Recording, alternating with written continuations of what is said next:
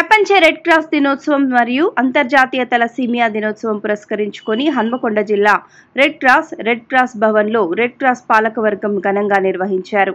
ఈ కార్యక్రమానికి ముఖ్య అతిథిగా commissioner of police Sanpreet Singh పాల్గొన్నారు. ఈ సందర్భంగా రక్తదాన శిబిరాల నిర్వహణ కేటగిరీలో కిడ్స్ వరంగల్ ద్వారా మెగా రక్తదాన శిబిరం నిర్వహించి 541 రక్తం సేకరించి రెడ్ క్రాస్ రక్త కేంద్రానికి అందజేసినందుకు MSS program officer doctor Satish చంద్రను శాలువా షీల్డులతో సత్కరించారు. ఈ సందర్భంగా రెడ్ క్రాస్ వారు కిడ్స్ వరంగల్ వారికి కృతజ్ఞతలు తెలియజేశారు.